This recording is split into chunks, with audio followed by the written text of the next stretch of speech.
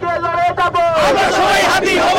হাজি ভাই, হাজি ভাই, আপনার রক্তের কসম বাংলাদেশ থেকে ভারতীয় আধিপত্যবাদ মুছে বেড়াবো, ভারতীয় আধিপত্যবাদের সারা ছুড়ে ফেলবো। আপনার রক্তের কসম, আপনার রক্তের কসম আমরা মুছে বেড়াবো ভারতীয় আধিপত্যবাদ। আমাদের লড়াই চলবে, আমাদের লড়াই চলবে ভাই, আমাদের লড়াই চলবে, আমাদের লড়াই চলবে। দিল কষাই, গুজরাটের কষাই মোদি শুনে নাও, তোমাদের গলায় শিকল পরানো অব্দি আমাদের লড়াই চলবে, আমাদের গলায় শিকল পরানো অব্দি আমাদের লড়াই চলবে। প্রতি ফোঁটা রক্তের বদলা আমরা নেব,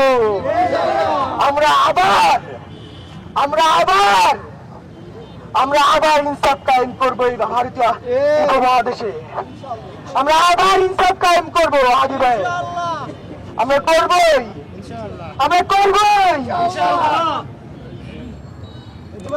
দর্শক দেখতে পাচ্ছেন এখানকার যারা আসলে তারা রয়েছেন তারা কিন্তু আস্তে আস্তে জড়ো হচ্ছেন। বিগত 54 বছর ধরে আমাদের উপর একের পর এক ভারতীয় আগ্রাসন চলছে। বিজয়ের মাস চলে, কারণ আসলে বাংলাদেশি ভাই বোনেরা হত্যাকাণ্ডের শিকার হয়। এই ভারতীয় আগ্রাসন যত বছর আমরা বেঁচে থাকবো, আমি আমার বাংলার ঘরের প্রতিটি মা বোনকে বলবো, আপনারা আপনাদের ছেলে সন্তানকে হাদি হিসেবে গড়ে তুলুন।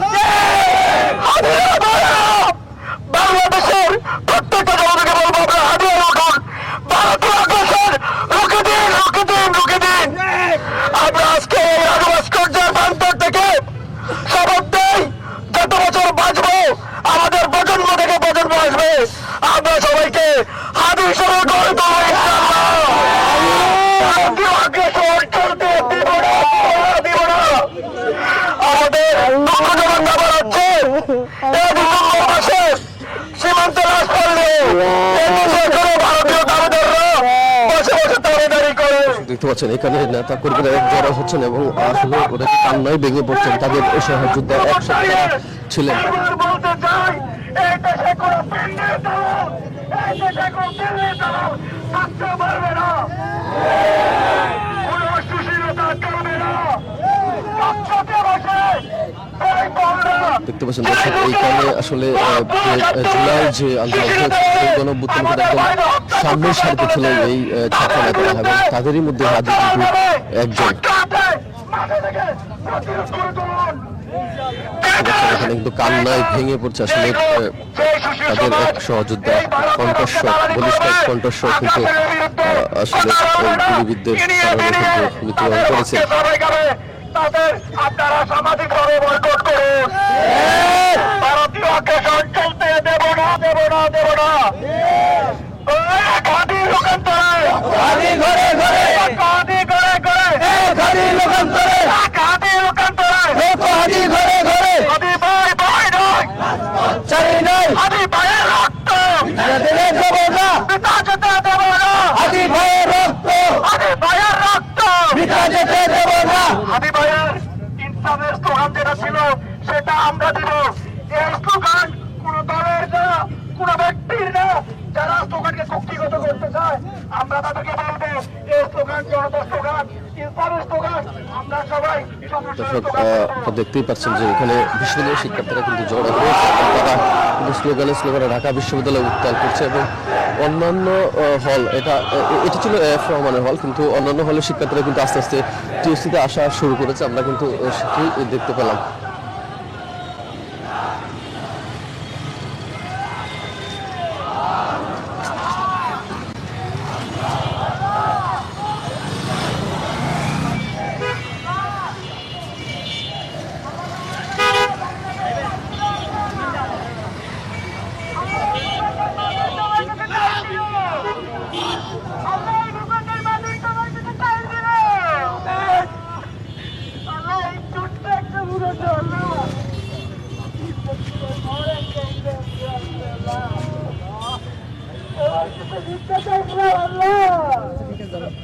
দর্শক সহযোদ্ধা হিসাবে তারা আসলে পরিকল্পনাকারী, এই বদলা তুমি নেবে, এই বদলা তুমি নেবে।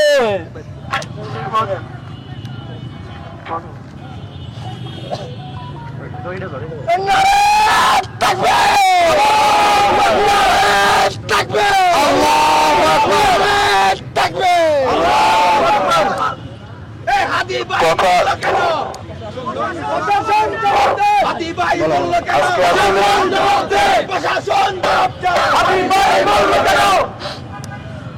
আসলে কথা বলার মতো অবস্থা নাই, আমাদের কলিজা ছিঁড়ে যাচ্ছে। আজকে আসলে আমাদের যে কথা, সেই কথা আসলে আমাদের মুখ দিয়ে নাই, অন্তর থেকে বেরোচ্ছে। আমাদের সবচাইতে বড় দুঃখ, আমাদের ভাই এমন দেশে শহীদ হয়েছে যেই দেশটাকে স্বাধীন করার জন্য অলরেডি 2000 মানুষ রক্ত দিয়েছে, জীবন দিয়েছে। 2000 মানুষ জীবন দেওয়ার পরেও আমরা কেন আমার ভাইয়ের নিরাপত্তা নিশ্চিত করতে পারি নাই? 2000 মানুষ জীবন দেওয়ার পরেও কেন স্বাধীন দেশে একটা মানুষকে জুড়ে থেকে গুলি খেয়ে মরতে হয়? আমাদের কলিজা ছেড়ে যাচ্ছে। আদি ভাই যখন থেকে লাইফে থ্রেট পাচ্ছিল, উনি বারবার জানিয়েছেন আমাকে থ্রেট দেওয়া হচ্ছে, কিন্তু এই ব্যর্থ রাষ্ট্র এই সোশ্যাল ইন্টারিম কোন ব্যবস্থা নেয় নাই। আপনারা দেখেছেন আদি ভাই বারবার ফেসবুকে পোস্ট করতেন, বক্তব্যের মধ্যে বলতেন, সংবাদ সম্বোধন করে বলতেন, তাকে যারা যারা থ্রেট দিচ্ছে সবকিছু প্রকাশ করেছেন, তারপরেও কোনো ব্যবস্থা নেয় নাই। আপনারা জানেন যে ঘাতক, সেই ঘাতক কিন্তু এর আগেও গ্রেফতার হয়েছিল।